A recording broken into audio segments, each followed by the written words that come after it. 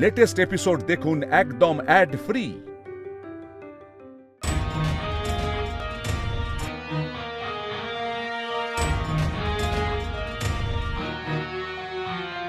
Sir, আপনি young entrepreneur award পাচ্ছেন, কেমন লাগছে? এত ইয়াং বয়সে এত বড় সাকসেস, এর রহস্য কি স্যার? সাকসেসের রহস্য আমার কাছে পরিশ্রম। আমি এরকমই পরিশ্রম করে ভালো কাজ করতে চাই, আর প্রাইস তো আমার কাছে একটা অ্যাড অন জাস্ট। স্যার, আমাদের আর কিছু কোশ্চেন ছিল, কেমন লাগছে প্লিজ যদি গাইন্ডলি বলেন। অবভিয়াসলি ভালো লাগছে। Excuse me, thank you. Right now, Shomraj is very busy, so please excuse us. Award ceremony por apnara Banerjee Textiles office e chole ashben. You all are welcome. Everybody is invited. Okhane ekta grand celebration hobe. Excuse me. Thank you. এই Messi, ও আরে তোরা তো দেরি করলি কেন? আগের ট্রেনটা miss হয়ে গেছিল নাকি? এই দিদি, তুই ঘামছিস কেন? ঘাবড়ে আছিস নাকি? চিন্তা করিস না, তুই প্রেমের কথা বলতে যাবি নাকি অন্য কিছু বলবি? তোকে দেখে কিন্তু আমার ভয় করছে দিদি। সত্যি রে দিদি, তোর থেকে তো আমাদেরকে বেশি এক্সাইটেড মনে হচ্ছে। আরে কি এরকম একটা ফিকে জামা পরে এসেছিস তুই? তোকে বললাম ভালো করে সেজেগুজে আসতে, লিপস্টিক লাগাতে, লিপস্টিকও লাগাসনি। কি করছিস বলতো দিদি? প্রেমিকের সাথে দেখা করতে গেলে একটু সুন্দর করে সেজেগুজে আসতে হয়, একটু সুন্দর জামা পরতে হয়, সঙ্গে ম্যাচিং লিপস্টিক পরতে হয়, আর একটা সুন্দর হেয়ার স্টাইল করতে হয়। ফ্যাশন সেন্সটা হলো না তোর। বাবা মেজদি, তুইও কি তোর প্রেমিকের সাথে এভাবে সেজে গুজে দেখা করতে যাবি নাকি? তোকে দেখে তো কই বোঝা যায় না যে তোর মধ্যে এত প্রেম। আমি নিজের কথা বলেছি নাকি? আমি তো আমাদের দিদি রানীর কথা বলেছি। এই দিদি, তোর কি বুক ধড়পড় করছে নাকি? কেন বুক ধড়পড় করবে কেন? এই তো আমার দিদির মতো কথা। শোন, তোর মনে যা যা আছে সব কিছু খুলে বলে দিবি, কেমন? একদম ঘাবড়াবি না। কি রে দিদি, তুই কি আজকে ওকে গিয়েই বলে দিবি নাকি আই লাভ ইউ? এটা কি তোমার অঙ্ক যে স্টেপ বাই স্টেপ সলভ করতে হবে? তোমার যখন সময় আসবে তখন তুমিও একবারই বলবে। বল না। ও কি বলবে? ওর মুখটা দেখ, লাল হয়ে গেছে লজ্জা।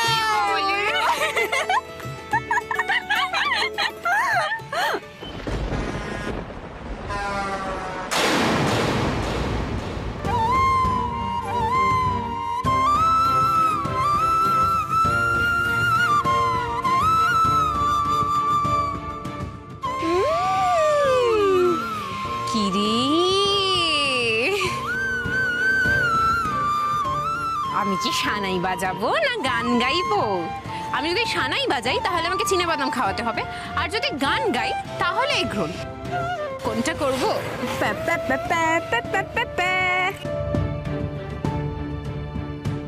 কোনোটাই লাগবে না। বেশ, আচ্ছা, তোর স্বপ্নের রাজপুত্র এসে গেছে দিদি। তাকিয়ে দেখ, যা কি নিজের সবটা উজাড় করে দে। যা দিদি যা, জিলে আপনি জিন্দেগি। যা যা না, যা দে, ব্যাগটা দিয়ে যা।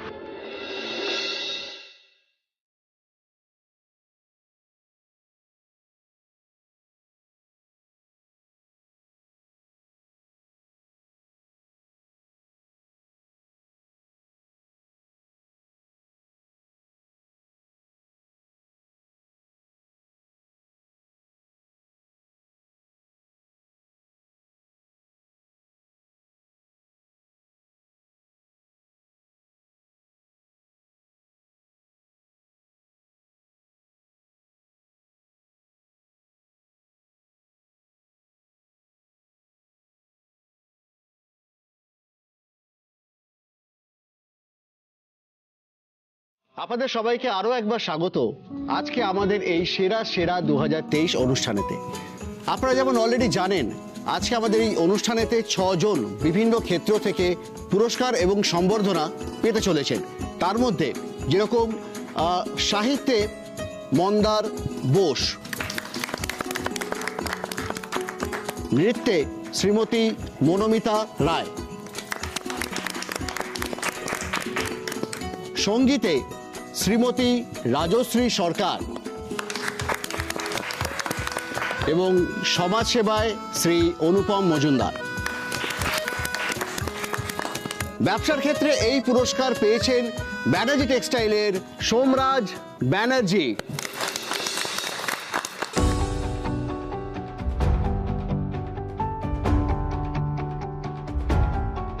উনি সর্বকনিষ্ঠ, এই বয়সেও উনি ব্যবসায় যে সাফল্য পেয়েছেন সেটা সত্যি অবাক করে দেওয়ার মতো। সম্প্রতি সোমরাজ ব্যানার্জি কিছু ড্রেস ডিজাইন করেছেন, করে টেক্সটাইল ইন্ডাস্ট্রিতে সাড়া ফেলে দিয়েছেন। আমাদের কাছে এই রাতটা রয়েছে, আমাদের কাজে লেগে পড়তে হবে, সময়টা অনেকটা কম। এইখানে যেই 10টা ডিজাইন রেডি হচ্ছে সেগুলো আপনি দেখে নিন, বাকি 10টা আমি লড়ে নেব। কেন মনে পড়ছে ওই মেয়েটার কথা? আমি বারবার ভুলতে চাইছি, ওকে শিক্ষা দেওয়ার জন্যই আজ আমি সবকিছু ভুলে এখানে এসেছি। তো সোমরাজ ব্যানার্জি, আপনার কিরকম লাগছে এই পুরস্কারটা পেয়ে? ওয়েল, পুরস্কার পেতে কার না ভালো লাগে, বাট এই পুরস্কারকে আমি গন্তব্য হিসেবে ধরতে নারাজ। বাট আই শুড সে পুরস্কার এগিয়ে যাওয়ার পথে আরো অনেকটা উৎসাহ যোগায়। বাহ বাহ, সোমরাজ ব্যানার্জি ব্যবসার ক্ষেত্রে সেরা 2023। সেখানে দাঁড়িয়ে উনি যে এই কম বয়সে যেরকম সাফল্য পেয়েছেন সেটা সত্যি সারপ্রাইজিং। এবং আজকে আমাদের এখানে যারা যারা উপস্থিত রয়েছেন, যারা এই পুরস্কার পেলেন, তাদের প্রত্যেকের কাছ থেকে আমরা জেনে নেব যে তাদের এই সাফল্যের পেছনে আছেন কে। প্লিজ কাম কাম। আচ্ছা এই তিতি শোনো, বলছি তোমরা আজকে একটু দূরের টেবিলে বসো, তুমি মুখে টুকি মারার চেষ্টা করবে না, কেমন? ও দূরের টেবিলে না, আজকে তোমাদের জন্য সব ছাড়। আমরা আমাদের দিদিকে আলাদা টেবিলে বসতে দেব, আমরা চোখ কান সব বন্ধ রাখবো, ওদিকে একদম দেব না, কিন্তু আমাদের মাথাটা কিন্তু দিয়ে থাকবে, তাই সাবধান। এই তোমার বোনেরও ভয় দেখাচ্ছে আমাকে, বুঝতে পারছো? বসো এখানে, বসো এখানে। হ্যাঁ ঠিক আছে, যাও, all the best.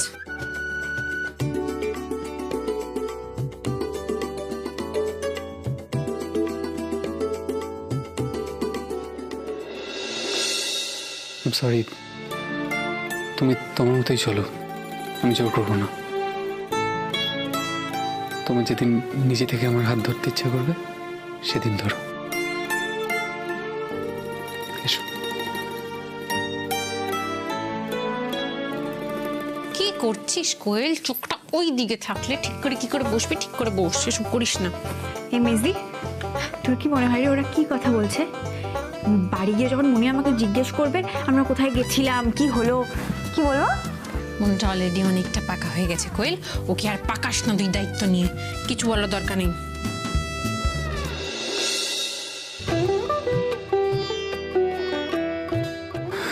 Doyel, thank you so much for coming. আমি খুব খুশি, সেই কারণেই আমি স্পেশাল টেবিলটা তোমার জন্য অ্যারেঞ্জ করেছি। কি দরকার ছিল এসবের?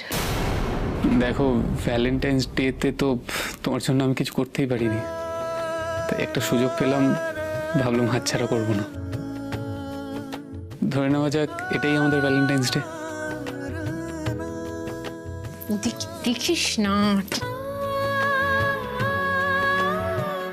আচ্ছা দোয়েল, তুমি এত দূরে থেকেও এত কম সময় এত কাছের কি করে হয়ে গেলে বলো তো?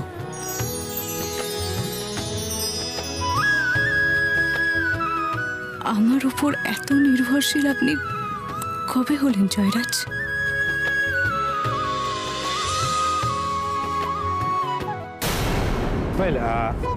আমার সব কিছু আমার স্ত্রীর জন্য, ও না থাকলে এই অ্যাওয়ার্ড অ্যাচিভমেন্ট আমার পাওয়া হতো না।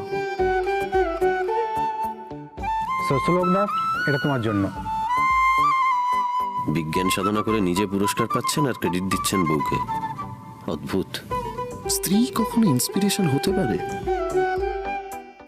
এই নাও। দোয়েল, তুমি কি কোনো কারণে ভয় পেয়ে আছো? ভয় পেও না প্লিজ।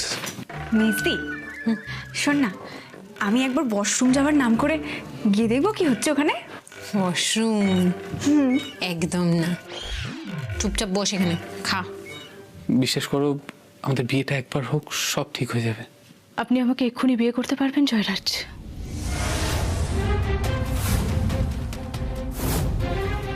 আমাকে বিয়ে করে আপনি সসম্মানে বাড়িতে নিয়ে গিয়ে তুলতে পারবেন? আমার ভরণ পোষণের দায়িত্ব নিতে পারবেন আপনি? এক্ষুনি পারবো না, কিন্তু আজ এক্ষুনি। কেন পারবেন না জয়রাজ? তুমি মজা করছো। এক্ষুনি কি করে সম্ভব? আমি বলছি, শুধু আজ কেন, 1 মাস পরে হলেও আপনি সেটা করতে পারবেন না জয়রাজ।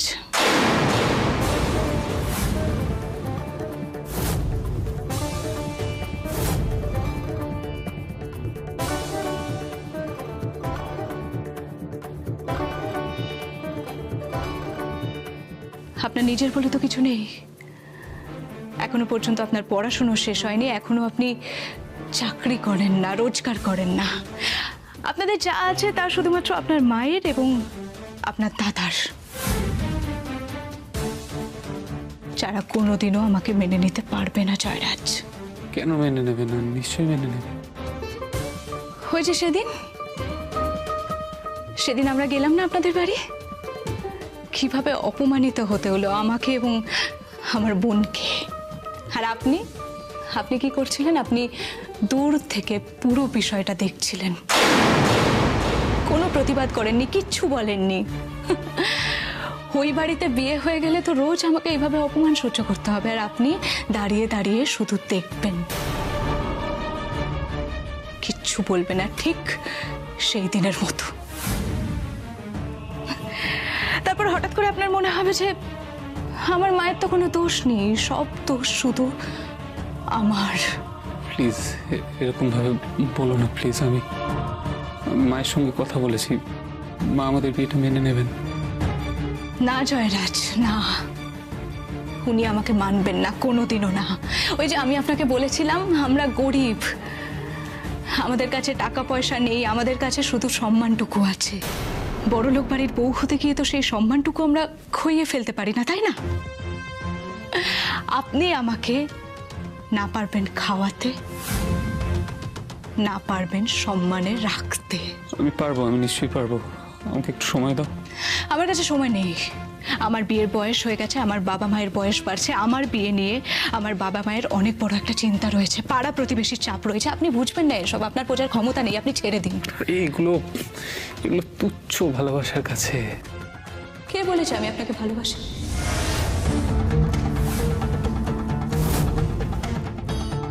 আমি শুধুমাত্র এখানে এসেছি আপনাকে বাস্তবটা বোঝাতে।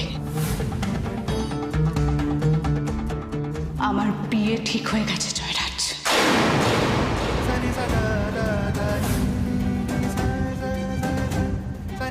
তার মানে কথাটা সত্যি? কেন মনে হলো আপনার কথাটা মিথ্যে? আমার বাবা মা কেন মিথ্যে কথা বলতে যাবে বলুন? শুনুন, আমার যার সাথে বিয়ে হবে মানে আমার হবু বর, তিনি একজন ভালো মানুষ, ভালো চাকরি করেন এবং তার পরিবারের সবার আমাকে খুব পছন্দ।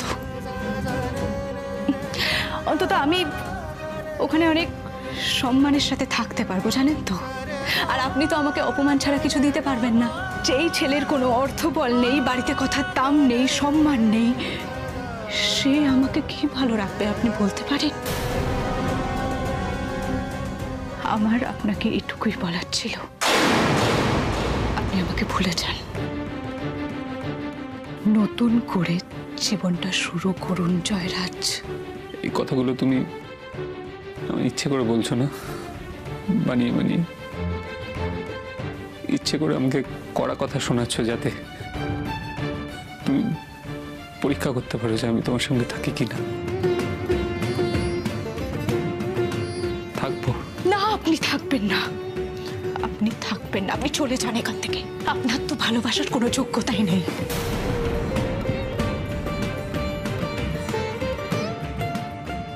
দিদি, এই দিদি, কি হলো? জয় ভাই চলে গেল কেন? কি বলেছিস তুই ওকে? আমি ওনাকে বলেছি উনি আমাকে ভরসা বা সম্মান কোনোটাই দিতে পারবেন না। কি? আমি আমার বাবা মায়ের পছন্দ করা ছেলেকেই বিয়ে করব, ওনার আমাকে বিয়ে করার কোনো যোগ্যতা নেই। হে এই দিদি, তুই কি বলছিস এসব? তুই তো এইসব নিয়ে কোনোদিনও ভাবিসনি। তুই এইসব কথা বলতে এসেছিলি এখানে? এইসব কথা বলতে এসেছিলি?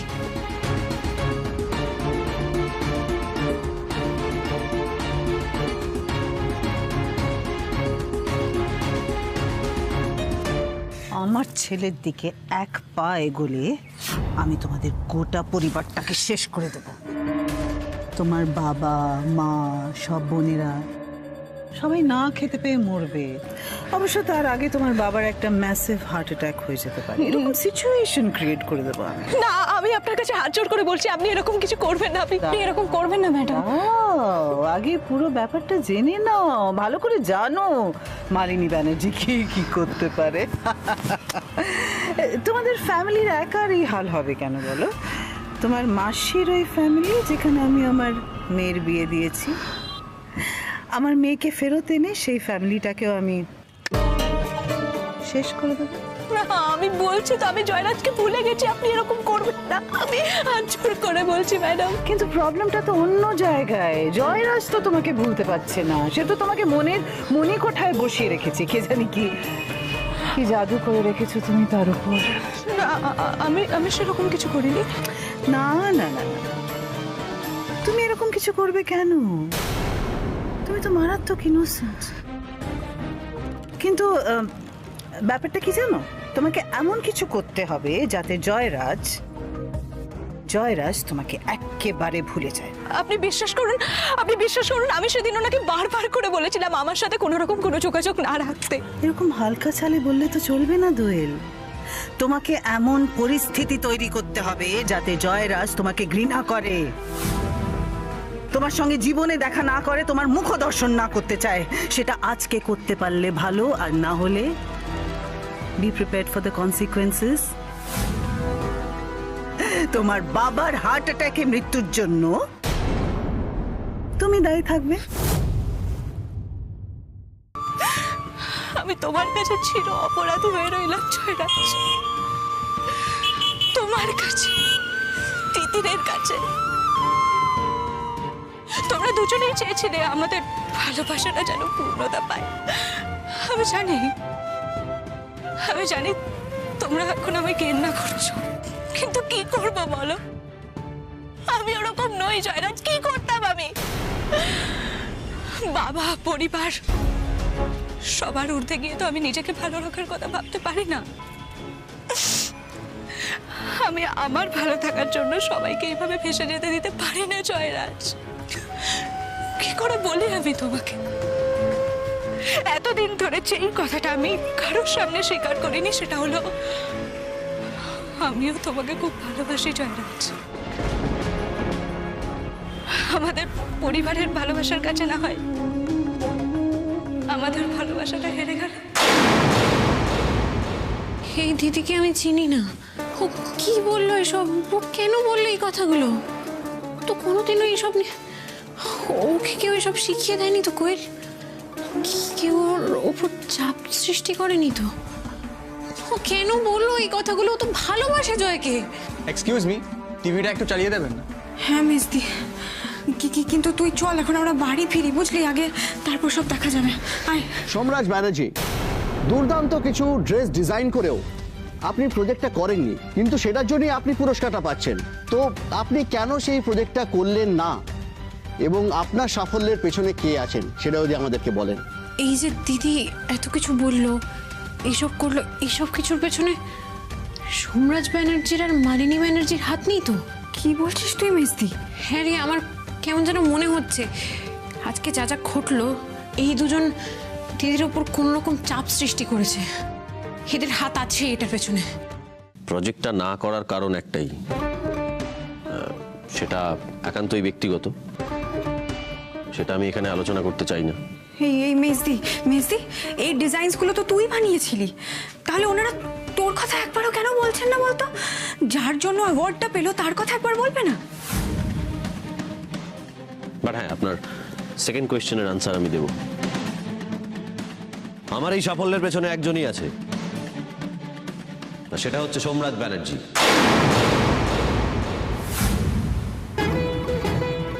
আমি নিজে, শুধুমাত্র আমি। And I just tell you one thing, আমার অফিসে বা আমার ফ্যাক্টরিতে কোনো ফিমেল এমপ্লয়ি নেই। সো আপনারা বুঝতেই পারছেন আমার এই ব্যবসায়িক সাফল্যের পেছনে কোনো মহিলার হাত নেই। শুধুমাত্র সোমরাজ ব্যানার্জিরই হাত আছে।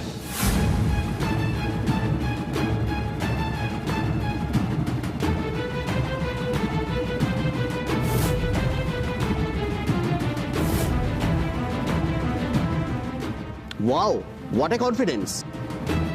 তার মানে মহিলা ফ্যাশন ডিজাইনাররা আপনার সাথে কাজ করতে বঞ্চিত হবেন? Yeah. Actually, it's a rule of our company. এত দম্ভ আপনারা, এত দম্ভ! নিজেকে কি মনে করেন? সাজকে খাটলো মেয়েরা, সাফার করলো মেয়েরা আপনার জন্য, আর আপনি সেই ডিজাইনসগুলো দেখিয়ে গোটা পৃথিবীর কাছে, প্রেসের কাছে হাততালি করবেন। আপনার এই মেয়েদের প্রতি ঘৃণা দেখি না আমার সন্দেহ হচ্ছে আজকে দিদি যা যা করলো সবকিছুর পেছনে আপনার হাত রয়েছে, আপনার হাত। আপনার সাফল্যের জন্য যদি আপনি একা দায়ী হয়ে থাকেন, তাহলে আজকে আপনার পতনের পেছনেও আপনিই দায়ী থাকবেন। আজকে সবার সামনে আপনার আসল চেহারাটা আমি আনবই, মিস্টার সোমরাজ ব্যানার্জি।